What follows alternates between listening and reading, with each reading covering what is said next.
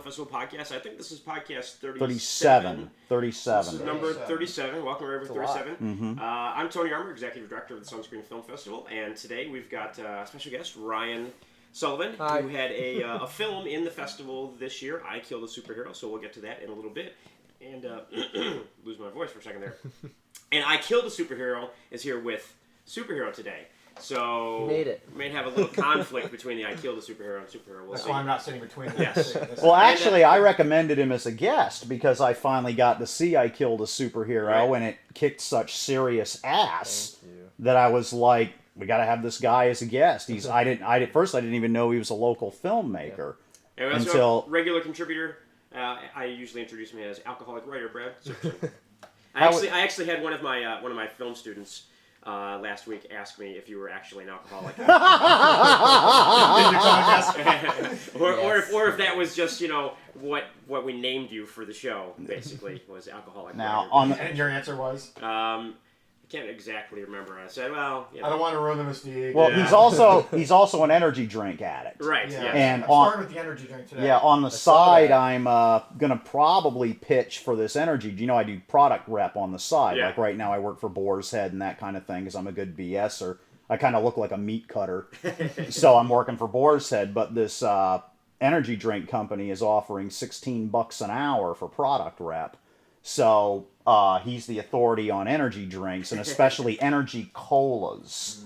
Like, I don't know if you guys know, but energy drinks to me taste like liquid sweet tarts. That's what they taste like? Which Well, one Red Bull little does. pill is fine. Remember sweet tarts? Yes. One little pill is fine, but an entire, 8 ounces of it down your throat will so good. make your hair fall out. Yeah, I like I love the it. taste of Red Bull. But the colas usually are like a superior Coke. Like Rockstar made a cola. They don't make it anymore, Yeah, which Energy was Cola was good. incredible. Him and me are split on Red Bull Cola. I love Red Bull Cola. I It didn't. wasn't energy, that. It was just a cola. It Oh, wasn't I didn't know that. And Okay. that, I think is why it failed, because people didn't know what it was. But this company I'm just sent a resume to has this cola that they're pushing. So I brought him a can to pretty see good, what too. he thought is of that it. Is that the one? Yeah, I brought him a can to see what he thought of it because he's the authority. expert, We're gonna have some Yeah. product placement on the show today. Celsius Burn More, brought to you by alcoholic writer Brad Superson. Yeah. What do you I think? like it. I think it's really tasty.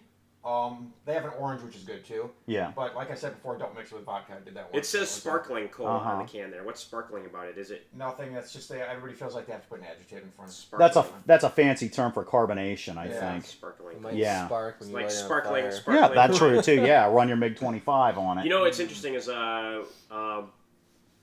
when we were overseas at can and whatnot, is Coke tastes completely different over there than it tastes here because they use real 'Cause it's got sugar. sugar. Oh, well, you need a Mexican Coke. Yeah, then. the same We thing. can You get Mexican Coke, Yeah. or you Right. get they use real sugar as opposed to no burn. corn syrup. Right, no burn, no afterburn, Yeah. Plus yeah. they have orange Coke over there, which I like.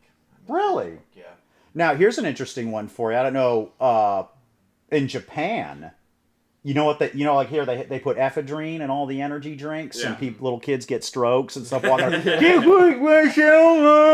this kind of thing. Well, in Japan, they're like, ephedrine's terrible. That's a chemical. We put a natural substance in energy drinks. Nicotine. No, but nicotine is a naturally occurring substance. Right. So that's what they use in energy drinks in Japan is nicotine. Really? And as a matter of fact, the way I learned that is because you know how like big stars here, that once you do commercials, you're done? Well, overseas, it's a completely different ball game. Yeah. Brad Pitt does commercials in Japan. Right. So anyway, I saw this commercial online for an energy drink, and you pop it open, and a genie comes out of it, and the genie is Arnold. Sabushidana about the energy drink, and that's where I learned that they're loaded with nicotine. Oh man. But apparently nicotine is natural and healthy as long as it's not going into your lungs. How long ago was that commercial with Arnold? Not too many years. You know what? I wonder if we can find that. Let's see if we can find the Arnold Arnold Japanese commercial. Not too long ago, but in Japan they use. Now, by the way, just so the buying public knows, Celsius does not have nicotine, ephedrine, uranium, anything.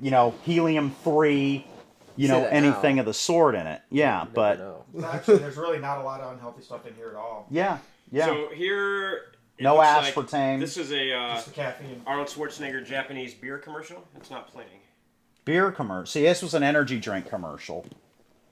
But yeah, but overseas, huge stars do all kinds of commercials. Yeah. As a matter of fact, that's a good part of their bank. That's a good part of their extra living and everything like that is doing commercials. That's great.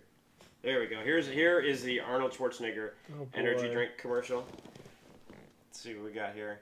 It's Arnold talking to a small Japanese man. Oh, goodness. What the hell? This is just bizarre. It's like a 5-hour It is. This is it. There he becomes the genie. See, now he's the genie. Oh, my God. Yeah. This is it's not really beer. The guy who put those, it's not beer. It's energy this one's drink. not beer, but there was a beer one. Yeah, too. that's it. And that thing is loaded with nicotine. Holy cow. I love Japan. Yeah. They're just wonderful people over there. They are just Japan, producing 75% of the world's weird crap since 1951. It's just straight up bizarre. That's creepy. Yeah. With the glowing eyes and everything. Wow. For those of you maybe listening to this on the on iTunes or via sound, audio podcast as opposed to watching the video, you're gonna have to pull up on YouTube. Now, I wonder if she was a star too. Just like Google Arnold Japanese commercials, and there's plenty to choose from. He apparently has done a bunch of them. Drink my energy. Yep. That's yeah. Do it now. But that's where I learned that. Yeah, and that I saw a whole write-up on the thing, and that drink is loaded with nicotine. That's crazy. Got my Cambria Green Man shirt on today. What is Cambria Green Man? Green Man is a superhero that... Is he like a hippie or something? No, he's he started out as a mascot. Like, I'm really tied in with a real-life superhero community figure. Go figure. And this guy, he wears a full green from head to toe unitard that completely covers him. Yeah, like one of those green... Yeah, and I made an action figure of him a while ago. That seems easy. Yeah. And, I had to get a special head for it. I had to get a custom head maker to pour a mold of a featureless face to put the unitard over. It's on my Facebook if you guys ever want to see a picture. Does he do anything else to, gimmick up the costume a little more as opposed to just being... That's why I made a figure of him, because people always say you have to do something unique. Yeah. Like it's weird. My work is kind of regarded. Like if you look at my Facebook, you see all the different action figures of the different real life superheroes I make and stuff. Well, you've really got to do something unique. Like I made a guy named Grim because Grim prevented a mugging in San Diego. That kind of thing. If they do something extraordinary, I make an action figure of them. Mm-hmm. Green Man wears underwear outside of his gimmick. Right.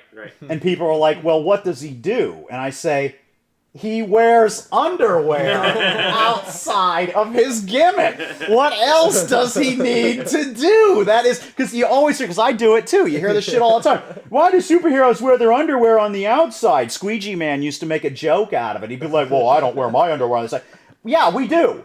But he takes it a step. It's actual underwear. It's green underwear, and all the stitching is white, and it is just freaking awesome. That's hilarious. So I said he had the balls to actually wear underwear outside of his gimmick, and he's just kind of a guy. He was a mascot in PA, Pennsylvania, right? And he just was headed home and stumbled into something. Oh, man. It ended up becoming a real live superhero in his gimmick. Awesome. So he has a full-blown origin. So he has a full-blown origin, just like I do. Well, speaking of...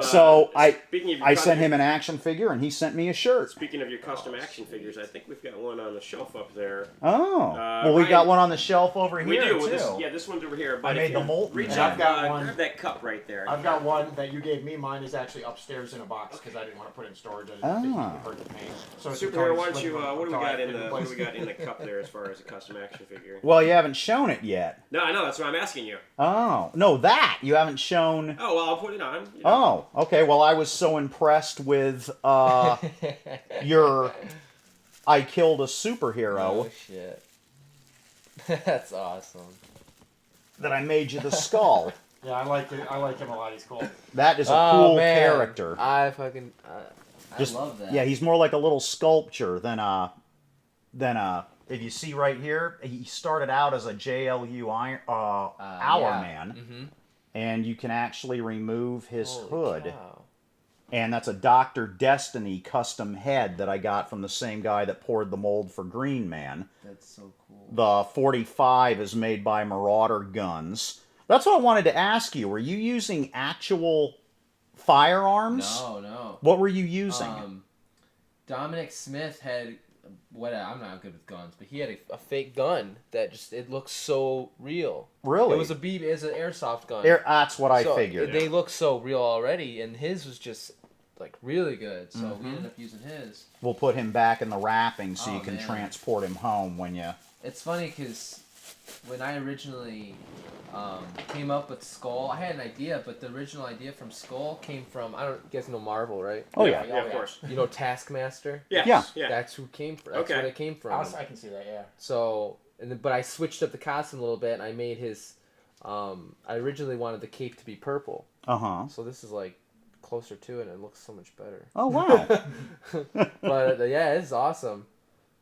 So I've got your film playing in the background here, which anybody that wants to find it can just YouTube. Yeah, we're gonna spoil it. I killed no problem, superhero. So why don't we hold that up for the camera? Yeah. And Careful, don't break my toy. yeah. And it's a little difficult to so see there, cool. but custom action figure there. I'm writing the feature right now for it, so. Really? It's going to go to feature length? Yeah. Cool. I'm gonna put that right in front of me, like. I the am next 3 months. I am working on. I'll be doing a superhero movies book sometime in the future, so I'll have to make sure I review that. Yeah.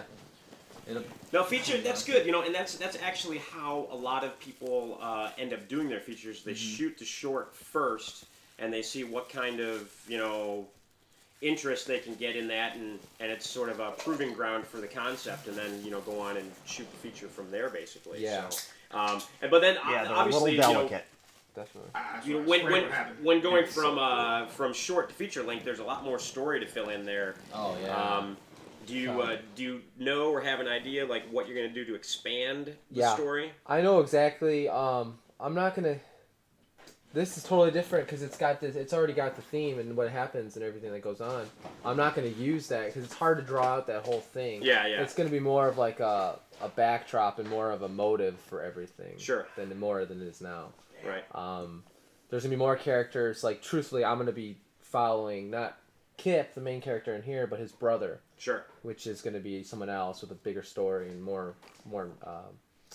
character development in him. Right, because the main character in this is not one of the superheroes. Right. It's a regular guy who accidentally kills a superhero. You don't really see much of the superhero. Yeah, you see more of him.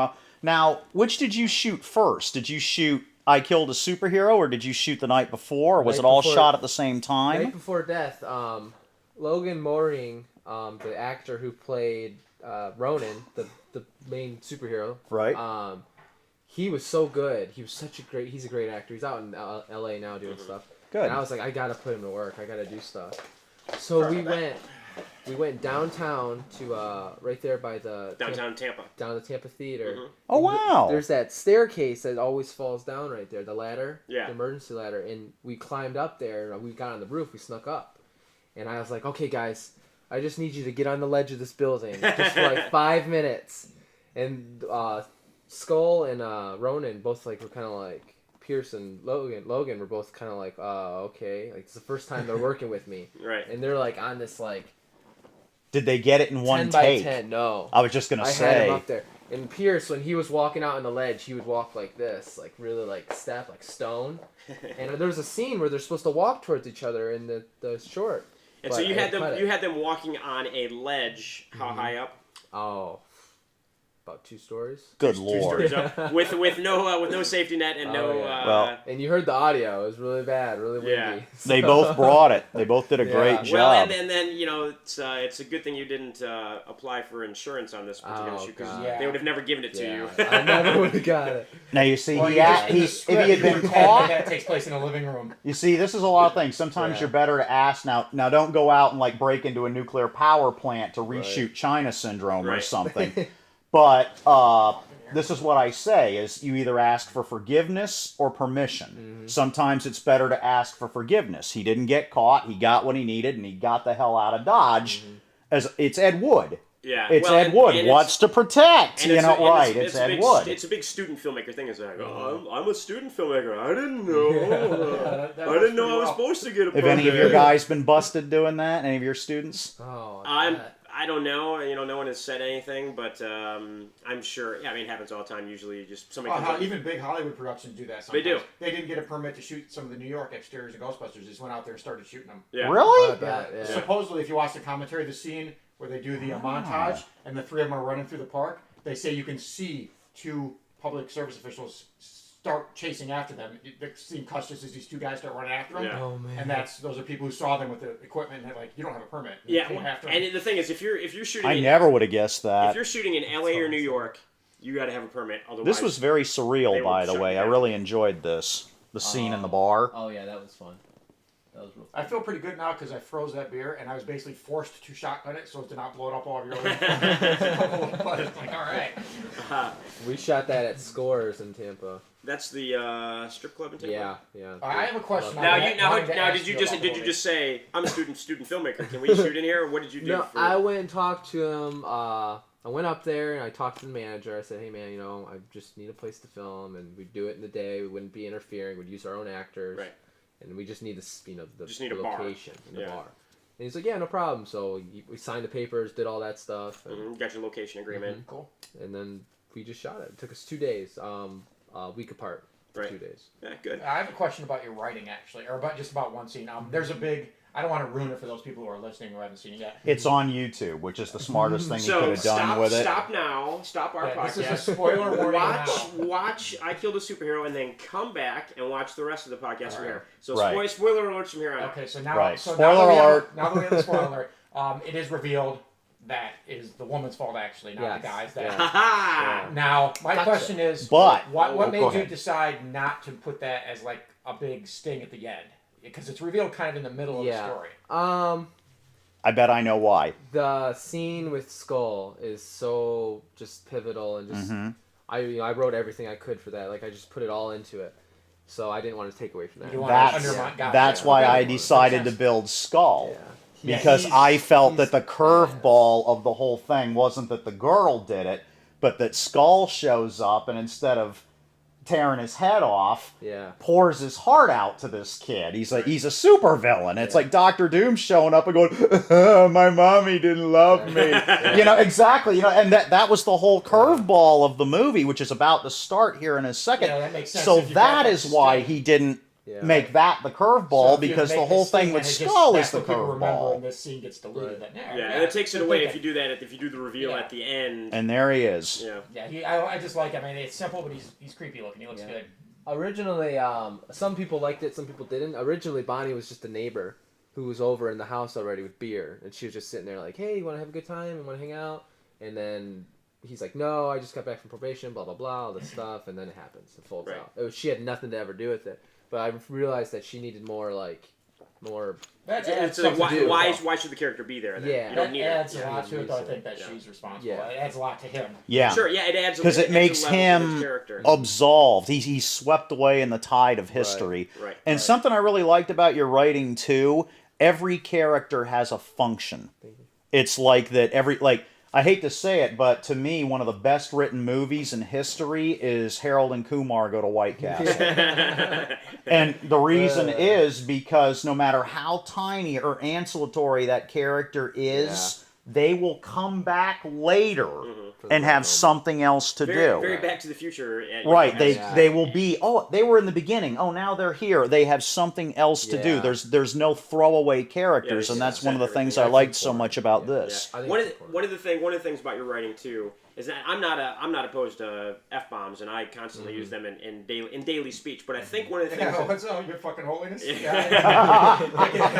One of the things that I notice, and I think it's a function of being a younger filmmaker, is that sometimes you I think overusing it dilutes it. Yeah. Like use it for effect. Yeah. If you have it one time in there for effect to emphasize something, but if they say it too much, it loses effect. Right. And I think it's just a function of being a a newer filmmaker and trying to learn a writing style, because you have difficulty expressing what you want to say. You're like, well, we'll just, if we drop an F-bomb here, you know that he's mad. It gives a false extremity to it. Right. Which and it's not a rip on you. I think it's something that I noticed with a lot of young filmmakers. When I wrote comic books, I got the few reviews I got of them online and stuff.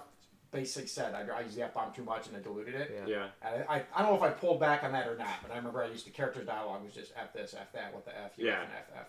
It's just all over. Because that's how I felt like these. That's how you feel like ignorant drunk characters would talk. But it was still. Which is fine in real life. But what it does in a story when you're trying to tell a story is it dilutes the impact of the word. Right. This was really well lit. That must have been hard to do too. You must have been crashed in on his face, and this was one of the last shots, and it was me filming it, and I was on a tripod, and we were trying to figure out what shot to get, and this was all not in the shot list, and I was just like, I just want the shot, so I went down and I got it, and like I guess I didn't unlock it, so that's why there's that little shake. Yeah. But other than that, it was all just real. But it works. The thing is, considering how much people shake the camera unnecessarily, I don't even notice a little. Right. Yeah. And now you shot with the cameras from the art institute. Right there. 5D. So you had the 5D. Yeah. Yeah, use the 5D. Chico Mejia and Mike Musselman DP'd it. Now, see, I wouldn't even have noticed it had you not said it. To me, it looked more like he was doing this because he's so corked up and pissed off. And, well, that's what he was doing. Right, exactly. Yeah. But, it's funny you brought up the thing with less is more. Yeah. Believe it or not, you know who Mr. Spock is based on? And I read this in I Am Spock. Harry Belafonte. Really? Because Leonard Nimoy, before he shot the first pilot, which was in 1964, The Cage, he was like, how am I going to play this character? He comes from a world where emotion has, basically been done away with in order to save the culture and yada, yada, yada. And he was sitting there and he went to a nightclub and he was watching Harry Belafonte, and Harry Belafonte came in and put his hands on his legs like this for his entire performance and stood behind the mic singing, Tally Me Bananas and all this kind of stuff. And right at the very end, he did like a whole set. And everybody was just sitting there watching him. And right at the end, all of a sudden, he takes one hand as he hits a note, and he goes like this with the hand. And everyone in the audience goes, wah! And then he put the hand back down, and he finished and went, thank you, and walked out. And Leonard Nimoy stood up and said, that's how I'm going to do it. Spock is a total minimalist. Yeah. Spock is a total minimalist. So don't forget, he invented the rock eyebrow. Right. Spock was, just Spock, but every now when something would really, all of a sudden the eyebrow would go up. And so that is it. The same thing with the F-bomb or anything else you're using. Don't overdo it, because then it like, oh wow, Spock raised his eyebrow. This is really something serious. Harry Belafonte raised his hand. This is important. Yeah, and the other screenwriting adage that's good too that I think you did well in this is to get in late and get out early. So you don't want to come into a scene right at the beginning where you see how everything's starting, how it all you jump into like the middle of somebody's life basically and start, and then get out early before you don't have to wrap it all up. And any backstory you need, you should be able to work into there unobtrusively. Yeah, exactly. Over dialoguing is is something that happens a lot. It's really easy to overwrite. Oh yeah, definitely. I just realized 2 of your actors were related. They had the same last name. Color, I think it was. Oh, Color. Yeah, those were the kid that walks out of the probation lobby. Mm-hmm. Her son, and that's the son of the mom. Oh, okay. Together, so wow, 2 cool. for 1 deal. Cool. Now, did you cast other students at AI, or what'd you do for your casting process? I just held a casting call. Lauren Romero and Tomas Galang. I think I'm pronouncing it right. They got a casting group together. Whatever. But they held the whole casting audition. They got me Logan, James, Jordan, the main character. And what were your Pierce. Now we've had casting calls before, and I've gone on more than a few castings. Yeah.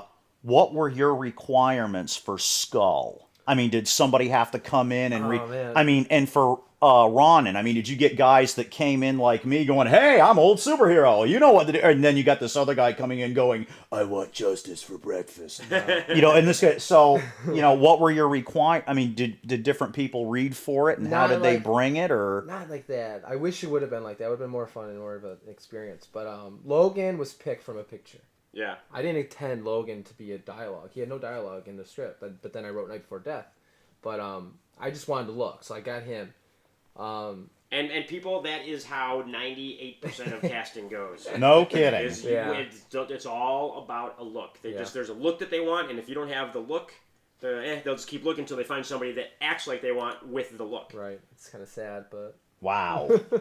Wow. Okay. How about Ronin? That was Ronin. Okay, that was Ronin. Kip, I got through them. Tomas. Well, no, actually, Kip and Logan were like, or James and Logan were good friends. They knew each other. They went to school together and stuff.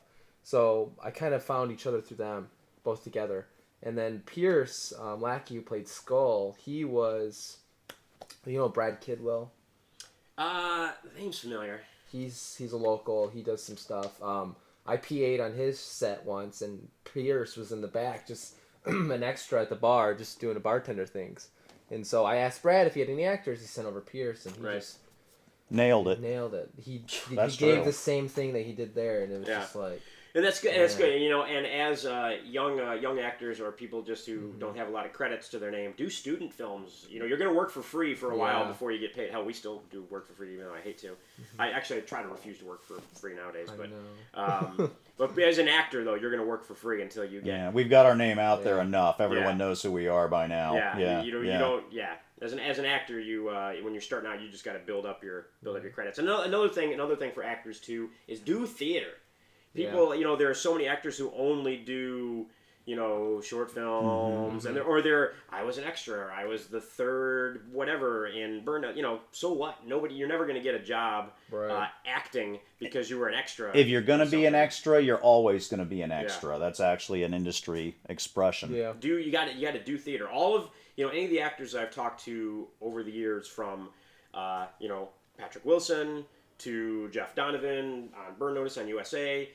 They all have a theater background, and that's how they got noticed to do, TV and film and everything else. And Patrick was obviously on Broadway, for God's sakes, for a long time. Yeah. But people who want to act because they want to act will do whatever. Right. They'll do theater. It's like people who want to write, if they're not getting published, they'll sit home and write all If I didn't work evenings, I'd be doing more theater. Right. Yeah. Exactly. Because that's when it all takes place. People usually get done their real job and then go to work. And then on go theater, stuff. But I work prime time. Otherwise, I'd be doing more theater. But I'm already a belter anyway, so it doesn't matter, So, but one more thing that's important that I wanted to ask you about. I noticed you used public transportation. Yes, sir. Was that a forgiveness or permission? That was... Or did you get permission? Because I know a lot of people want to shoot a scene on a bus. I get a lot of that. They're like, how did you do that? Yeah, exactly. How did you do that? We just sat on the bus with the camera. We just sat there. Really? The bus driver probably didn't care. He was just like, whatever. As long as you're not tearing shit up. We were sitting there, and I had a tripod with me that we didn't really use, and I had Chico with me, and I had the actor. And two actors, because the other guy, the reverse. We sat there, and I just told Chico to start filming, just film stuff. So we got the wide first, and then we moved in, got closer. But I would look at the front mirror, and you'd kind of see the bus driver looking at us. Like, what are they doing? But I wasn't sure. And then finally, like 5 stops later, all the way up in by Fowler, he was like, "You guys got to get off. You haven't paid the last 5 stops." And I was like, "I didn't know I was supposed to pay. I never ridden the bus before." And so he's like, "You guys got to get off." So we got off there, and we had to call someone to come get us. So he gave a damn more that you hadn't paid for 5 stops than you were waving a camera around. So I guess he forgave me. So if you'd have just basically, when you got on, said, "If we just want to ride for a couple hours, what do we owe you?" Right. I could have said that. Yeah. He wasn't mad or anything. He was just kind of like, "Yeah, you guys got to get off." And we didn't even have any money on us. We had only credit cards and stuff. Right. But the whole scene with the guy and his bike, that scene where the guy's at the door, that was all just at the moment. It just happened, I noticed you had an irate passenger that couldn't get on, Yeah. and the bus driver That was told really him. sad, and man. that was the real deal. Yeah, That really happened. He was on the side of the road. He flagged down the bus. The bus stopped, and he was like, "Hey, man, the bus just passed my bike. It took off." And he's like, "I don't know what to do. What should I do?" He's like, "You need to go all the way downtown and get it from the station." And he's like, "But I got no car." He's like, "I can't get there. We're all the way out in Nebraska area." And he's just like, So "Yeah, his bike was on another bus. Oh. the front." It was sad. And the dude was like, "Sorry." We got on tape. Like, "Nothing I can do." And they just shut the door. And my editor, That's cold. editor Matt Bolden, he was like, we weren't going to use that stuff. I had no idea to use it. And then I came back home from work, and he had already edited it in and showed me. And I was just like, I almost had tears in my eyes. It was just so... Man, it's worked. So powerful. It worked. Yeah, it worked. I couldn't tell. I was like, is that really happening? Mm-hmm. When I then saw the thing that. is, you obviously never got a signed release form from that guy to use him for that scene. Now, but if it's something like this, now this is the thing. Like for instance, I for noticed student film, It's he also acceptable. used 9 Inch Nails in his soundtrack. Yeah. But if he's not making any money off of this. It doesn't matter. Does not matter. Technically, if Fair use doesn't cover him. No. I know. I've actually learned quite a bit about some fair use music stuff this past week, which I'll explain in a minute, and why, and the story behind it, and all that. But you would have to pay. It can be a reduced fee for festival use. Right. As a festival, it's not our job to make sure that you've got your music licenses covered. Okay. But if someone happens to be at your screening and they ask you if you have the licensing for that because they work for ASCAP or they wrote the song or whatever, Right. you have the potential for getting in legal trouble. Oh, boy. So if so let's say you submitted that film to Sundance or something and you got in there, and it screened there, you would have a chance that you would get in trouble for it, and there would be some sort of fine or fee that you would have to pay. Even at a festival. Even at a festival, you have to pay what's called... Because it's still a public It's still a public performance. Right. So here's idea. I had no idea. So Did here's you? an interesting thing about music stuff. So for example, this past week, I met with a local guy, an attorney who's put together a Beatles documentary. Okay. And he has all of Yeah, this... because there's not enough about that. Well, yeah, there's all this. He got access to all this original footage from like 1964. So he did the documentary's about the 30 days that they toured the U.S. in '64, whatever, and all this kind of footage and everything. And there's some Beatles music in it, but not a lot. And the only way they were actually allowed to use the Beatles music is it had to be transformative. So, for example, there's a concert in Indianapolis, and they're showing the concert in Indianapolis, and you hear the Beatles music playing for a couple of seconds at the beginning, and then there has to be a guy that starts explaining in an educational format, well, the Beatles music here relates to music nowadays because they've done this and because tonally and da-da-da-da. So now you've transformed the music into an educational thing. And so then it falls under fair use and you're allowed to use it. And that's the only I'm way. lost. Yeah, it's literally... That's a read a lot loophole about right this there. Way over my head. It's extremely, extremely complicated licensing rights for music. And this guy is an attorney, and it took him months of working with other attorneys to be able to get the music stuff sorted. And they could not play any Beatles music, even though they had the rights to the footage in concert of them playing concert. They're not allowed to play the music. Oh, wow. That's a separate license to do that. And the only way they could use the actual stuff is to transformative with it and make it an educational by having somebody talk about the music and what it was. That's crazy. There is hope, though. There is a site that this guy does all this music on, and I have it on a postie. Derek Miner gave it to me. What is the name of it? It's Incompetech.com. Thank you. I was just going to text him. Incompetech.com. If you need McLeod. music for anything, Well, it's free. Well, when you I use it in a lot of videos. It's free. Incompetech.com. It's free, but you have to credit. You have to at the beginning credit music by. Right. So if you go, that's easy enough. If you to rewind do, back to the beginning of this podcast, you'll see at the very beginning it says music by Kevin MacLeod because we used music from Incompetech and Kevin MacLeod, and the only way we're allowed to do that is because we have to credit him at the beginning first. Oh. So as long as I didn't know our music is from there too. Yes. The show music here because I use it on YouTube. As long as you credit him, just put a little bug on there and credit him, then you're allowed to use it. I've used it for commercials. I just put a bug right on the commercial so people see the commercial airing, wherever. It says music by Kevin MacLeod. Any industrial videos I've done for businesses, put that credit on there.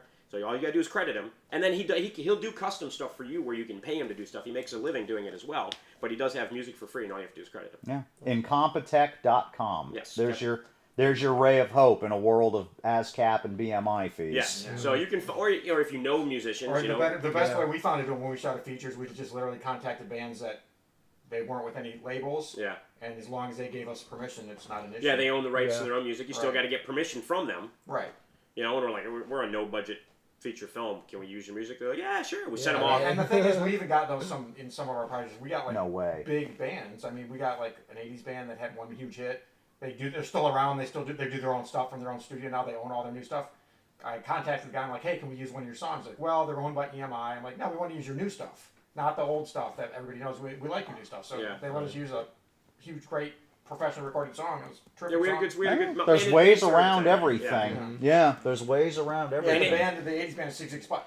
Yeah. Now, so we used one of their songs in one of our movies. While I was thinking of Nine Inch Nails too, you used some Nine Inch Nails. There is music that Trent Reznor has put on YouTube and said, "Take it, use it, believe it." Because because he's cool. He's like, here you go, take it, use it. There are a couple of guys like that. I'm trying to think who else did it. Didn't Moby do put some stuff out for? I think he did. I hate Moby, but well, you know what I think. You know what I think he did. He didn't put out the music. He put out the sheet music.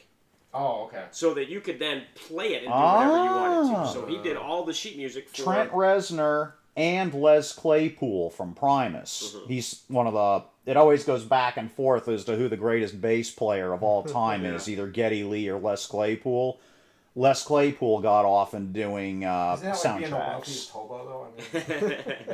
Yeah, he got off into doing that, and he does a lot of anime soundtracks and that kind of thing, because there's just more to do in soundtracks. You know, it's cool. You know, we met this actress in Canada who's from LA, who she makes her living doing voiceovers for video games and cartoons. Oh man, she was really. Dwight knew who she was, and Dwight was like, "Oh my god, I can't believe I'm meeting you right now." And I was like, because there was some video game that he plays, and she does the voice of a female character called Lex or something like that on there. And I was like, I have no idea what you're talking about. I'm so happy. But Dwight was pretty ecstatic about it. That's pretty cool. Wow. That'd be a great living to do, or I don't know about easy, but it'd be a lot of fun. A lot of people do that. Voice. A lot of people just do voice work, nothing else. Yeah, right. I've done some voice work. I'd like to do more of it. Right? Yeah. Yeah, no, it's a good gig because, you know, you're in a nice air-conditioned location, you just, sit down, you just start recording, do your thing, you're not, like, on set running around, sweating, and a lot of people do it from home. Standing on ledges and almost dying. Yeah. Well, I think years ago when South Park had Chef on there, he didn't live in L.A. He lived somewhere else, so they would. You're right, Isaac Hayes. Isaac Hayes would record his dialogue wherever he was at and email it to him, and they would use somehow like that, or they do some sort of Skype thingy or whatever. I don't know if he still does it this way, but Seth Green on Family Guy would deliberately do Chris's voice by himself. Yeah. And the reason was because Chris is very detached and not knowing what's going on.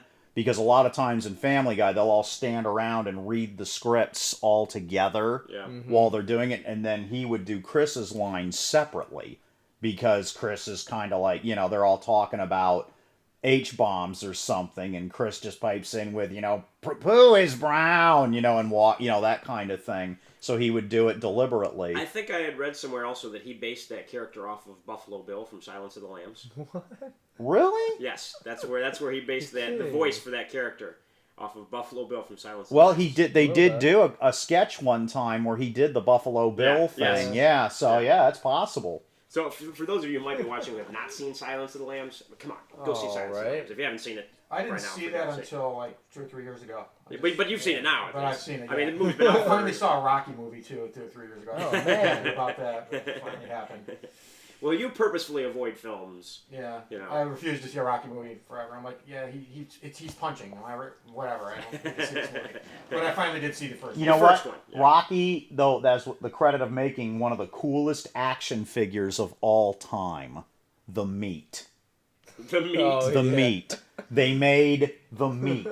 don't know It's what the meat is. The meat. It's a side of You know when beef. he's in the Oh, and he's okay. Yeah, pounding they on made. That's it. That's all it is. That's all it does. It's in a blister pack, an action figure. The meat. That's awesome. I swear to God, you don't believe me? Google it right now. If you don't believe me, Mint in package. mint in package. The meat.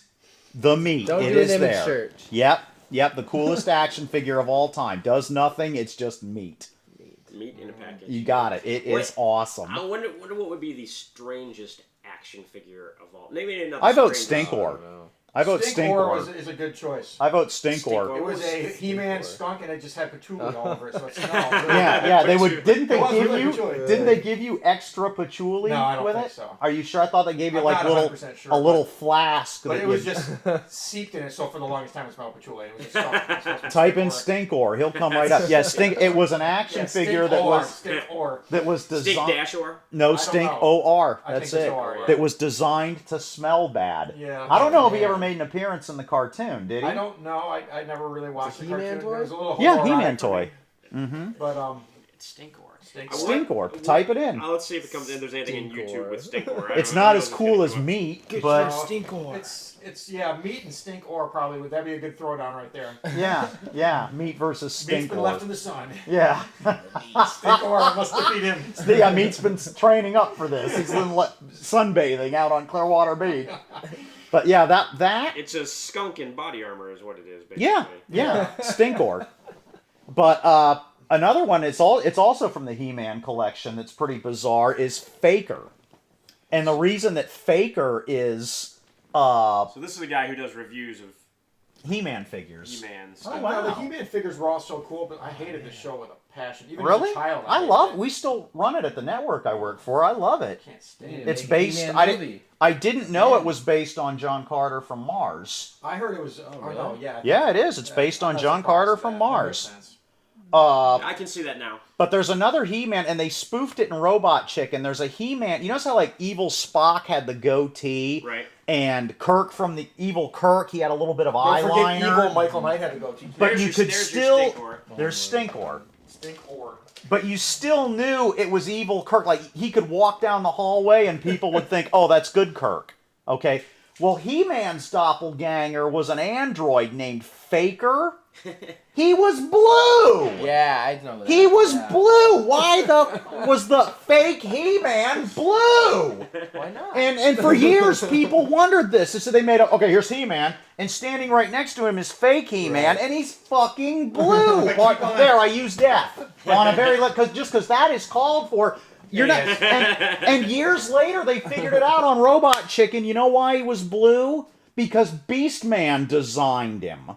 And it's and Skeletor walks up and says, "What the hell, man? He's blue." And Beastman says, "What are you talking about? I've got the eyes of a dog. I don't see color." And that's why he was blue. That's funny. Well, in a world where literally no one recognizes He-Man when he takes his shirt off, no one knows it's him. Good point. Oh, He-Man, how you doing, Faker? I'm blue. You know, no one gives it. You're right. Yeah, no one gives a I damn. hated that show, and I hated the fact that they all had guns and swords, but there was no real violence. Yeah. The violence was just him body hugging him from behind, like Now, Right.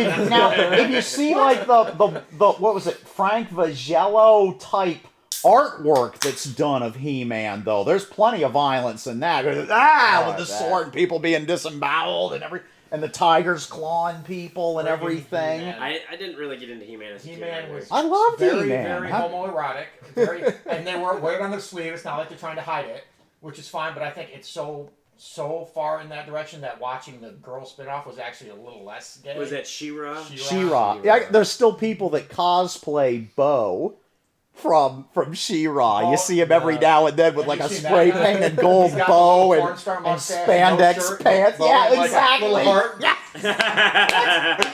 Oh man. It was He-Man for chicks. I wish my website was still online. It's been taken down since I've been publishing the books. But I did a review of the He-Man Christmas special, and I've got still captures to prove my theory, like of this blatantly penis-shaped ship comes in, and then some big robot grabs it and is like, oh, this. Come on. Now you have all of your stuff backed up. Oh yeah, I mean the site's gone. It's all. You could put it on your blog if you wanted to. Yeah. Yeah. But yeah, so He-Man probably has two of the most bizarre action figures of all time. And don't quote me on this, but Stinkor. It has one of the few instances in history Where where it has real smell. It's fun. yep, where a character from the show became an action figure instead of an action figure becoming a character in the show, and that was Orko. Yeah. Of course, they really screwed the pooch when they made Orko. I mean, he was huge. I mean, Orko in the show was like this big they made a compared small to one too, though. No. They didn't make a small one. Custom builders I make could've you a sworn small I could've one. sworn there was a small one. No, he's huge. He's freaking huge. And I'm, Orko! You know, well, everyone else in that universe is on the shit, so I guess Orko figured he should be too. But they made him huge. But custom builders make a small Looks like a Orko. fish. It's kind of scary. Yeah, he's kind of like a merman. I bet there's probably merman's head mold and they just painted it a different color. You know, that That makes about yes, wraps us hell. up, actually, for... No, wait, now we got to figure out if Stinkor was actually merman.